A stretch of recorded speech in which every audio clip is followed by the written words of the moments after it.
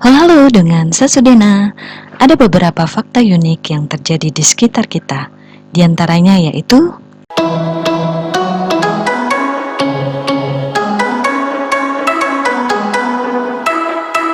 mungkin para donganers ada yang melihat burung pelatuk seperti memukulkan kepalanya ke batang pohon. Mungkin yang jadi pertanyaan, apa yang dilakukan burung pelatuk terhadap batang pohon tersebut? Burung pelatuk memang tampak seperti burung lainnya, akan tetapi mereka memiliki sifat yang unik. Perilaku mematuk mereka tentu menjadi salah satunya. Lalu mungkin di antara kalian bertanya, mengapa burung pelatuk tersebut sering sekali mematuk pohon, seperti membentur-benturkan kepalanya ke batang pohon. Awalnya saya pikir pun burung pelatuk tersebut membenturkan wajah mereka ke pohon sekeras yang mereka bisa, seolah-olah mereka sedang melakukan hukuman terhadap dirinya sendiri. Perilaku mematuk mereka didasarkan pada alasan yang tentunya lebih logis dan masuk akal, sehingga membuat kita berkata, wow. Nah, berikut beberapa alasan mengapa burung pelatuk senang mematuk pohon. Yang pertama, burung pelatuk sendiri mematuk kayu untuk mencari makan. Seperti burung lain pada umumnya, burung pelatuk memiliki cara unik mereka sendiri dalam mencari makanan. Misalnya, elang botak yang datang ke permukaan air dan mencelupkan kaki mereka ke dalam air untuk menangkap ikan. Akan tetapi, burung pelatuk memiliki strategi yang berbeda. Ketika mereka melihat larva, semut atau serangga lain di dalam kayu, mereka mulai mematuk untuk mendapatkannya. Begitu burung pelatuk membuat lubang di kulit pohon, mereka menggunakan lidah mereka yang panjang untuk menangkap serangga tersebut. Yang kedua yaitu karena memiliki paruh yang sangat kuat. Tidak banyak burung yang mampu mematuk seperti burung pelatuk. Sangat berbeda dengan kebanyakan burung pelatuk memiliki leher dan paruh yang kuat, yang memungkinkan mereka mematuk kayu terus-menerus tanpa melukai diri mereka sendiri. Burung pelatuk mampu mematuk 10.000 kali sehari. Leher mereka yang kuat memiliki peredam kejut alami yang membantu mereka menyeimbangkan getaran untuk menghindari terjadinya geger otak. Yang ketiga, untuk menandai wilayah mereka dengan mematuk. Setiap hewan dan bahkan juga manusia suka menandai wilayah mereka. Kita manusia biasanya membuat penghalang di sekitar properti kita dengan pagar. Anjing misalnya, pada saat buang air kecil di tempat tertentu untuk menunjukkan anjing yang lain bahwa dia adalah bos di daerah tersebut. Begitu juga dengan burung pelatuk. Mereka memiliki cara mereka sendiri untuk menunjukkan otoritas di suatu wilayah. Burung pelatuk akan menggedor kayu dengan keras untuk memberitahu burung lain bahwa mereka hadir di wilayah tersebut. Yang keempat, yang terakhir adalah untuk membangun sarang mereka. Sebagian besar burung mengumpulkan ranting dan juga rumput untuk membangun sarang mereka, tetapi tidak bagi burung pelatuk. Dengan kata lain, pelatuk mengandalkan kemampuan mematuk mereka. Dengan mematuk kayu, mereka membuat lubang pada pohon untuk membangun sarang sebagai tempat tinggal mereka. Perlu diketahui juga, apabila pelatuk membuat banyak lubang kecil pada struktur kayu, itu berarti mereka lebih suka mencari makan di daerah tersebut.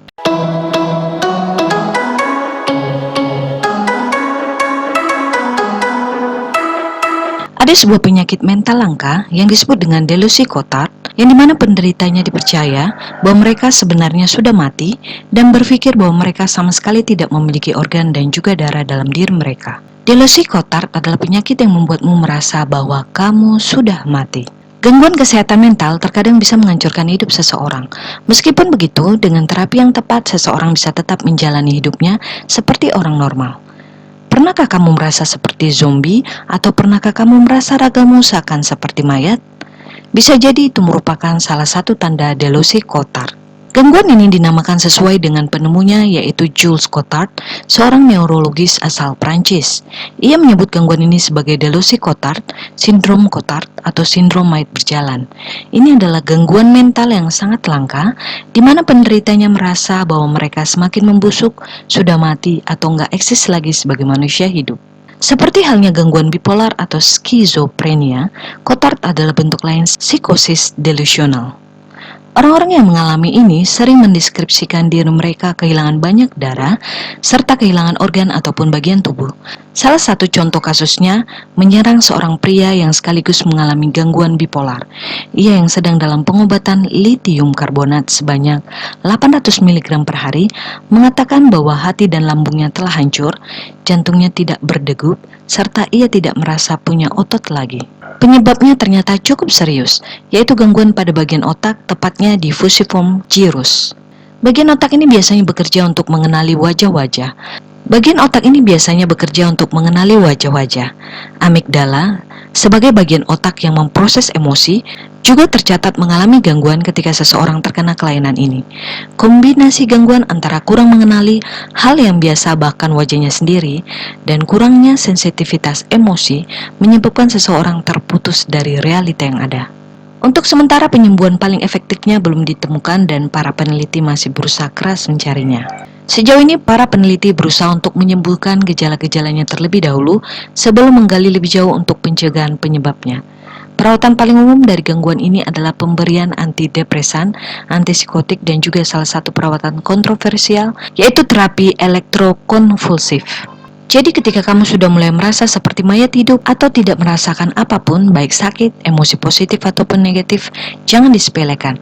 Segeralah istirahatkan fisik dan pikiranmu. Itu tandanya tubuhmu sudah hampir di ambang batas kemampuannya.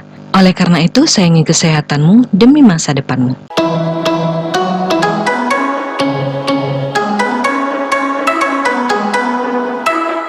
Pernahkah kamu mendengar istilah postmortem? Ini merupakan teknik fotografi yang diperuntukkan bagi orang yang sudah meninggal. Postmortem ini sendiri sudah ada sejak era Victoria pada tahun 1837 sampai tahun 1901. Postmortem biasanya diperuntukkan bagi anggota keluarga yang sudah meninggal. Biasanya mereka akan berpose sesuai keinginan mendiang atau pihak keluarganya. Ada yang terlihat mengagumkan, tapi tak sedikit yang justru sangat menakutkan. Bagaimana tidak ngeri saat mayat seseorang diotak-atik untuk menghasilkan gambar terbaik? Ada yang kelopak matanya dibuka, dibuat berdiri, dan bahkan ada yang dibuat seperti sedang tersenyum. Pemandangan ini tentu sangat mengerikan jika dilakukan untuk sekarang ini. Tetapi di masa lalu itu cukup artistik. Ada beberapa foto postmortem yang terlihat saat ini. Di antaranya yaitu foto keluarga, di mana dalam foto ini terlihat sebuah keluarga yang sedang berfoto bersama. Mereka kelihatannya tampak begitu berbahagia. Tak banyak yang sadar jika anak yang sedang tertidur di tengah itu sebenarnya sudah meninggal. Kemudian ada foto keluarga yang terdiri dari 3 orang, di mana foto ini memang terlihat cukup normal sampai kamu sadar jika bayi itu juga sudah meninggal dunia. Bukan sang suami yang sudah meninggal dalam foto ini, melainkan istrinya. Kemudian, kedua orang tua ini juga tampak tegar saat berfoto bersama anaknya yang sudah tiada.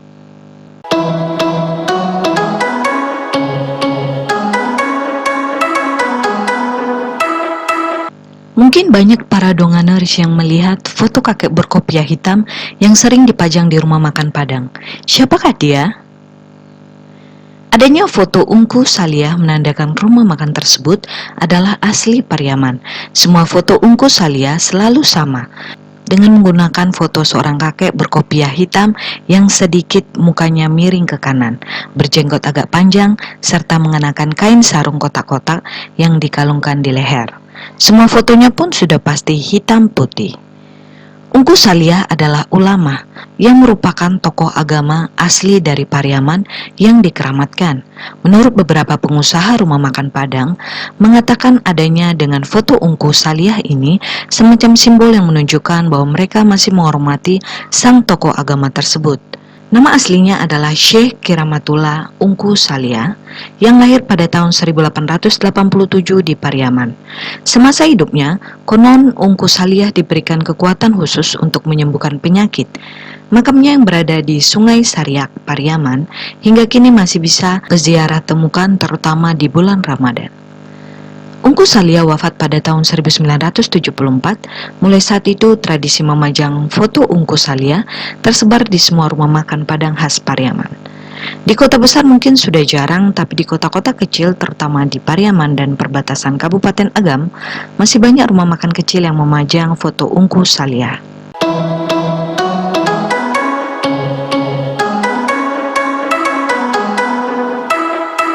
Heterochromia diambil dari dua kata, yang pertama hetero yang artinya berbeda dan chromia artinya warna. Biasanya istilah ini digunakan untuk menggambarkan kondisi di mana seseorang memiliki mata berwarna yang berbeda. Satu misalnya matanya berwarna biru dan satu lagi matanya berwarna hijau. Istilah lain untuk menggambarkan mata berwarna berbeda adalah heterochromia iridis dan heterochromia iridum. Iridis dan iridum mengacu pada iris mata. Iris adalah struktur melingkar yang tipis yang mengelilingi pupil dan mengandung pigmen melanin yang memberi warna khas pada mata kita. Jumlah melanin di iris menentukan apakah kita memiliki mata biru, mata hijau, mata coklat, atau mata kuning. Mata biru memiliki jumlah melanin paling sedikit di iris, mata coklat paling banyak. Heterochromia sendiri biasanya jinak. Dengan kata lain, itu bukan penyakit mata dan itu tidak mempengaruhi ketajaman visual. Heterochromia bisa dibilang merupakan anugerah yang indah karena dapat memberikan seseorang penampilan yang menawan, bahkan eksotis. Faktanya, sejumlah selebriti seperti Dan Aykroyd, Kate Bosworth, Henry Cavill, Alice Eve, Josh Henderson, Mila Kunis, Jane Seymour, dan Christopher Walken memiliki jenis mata heterochromia. Heterochromia juga terjadi pada hewan. Ras anjing yang umumnya memiliki heterochromia adalah Siberian Husky, Australia Shepherd, Border Collie, Roach Collie, Shetland Shepherd, Welsh Corgi, Great Dane, Dachshund, dan Chihuahua. Ras kucing tersebut termasuk antara lain Turkish Fan, Turkish Angora, Bobtail Jepang, dan Sphinx. Seringkali kucing bermata aneh seperti itu dibiakkan secara khusus untuk memiliki fitur ini.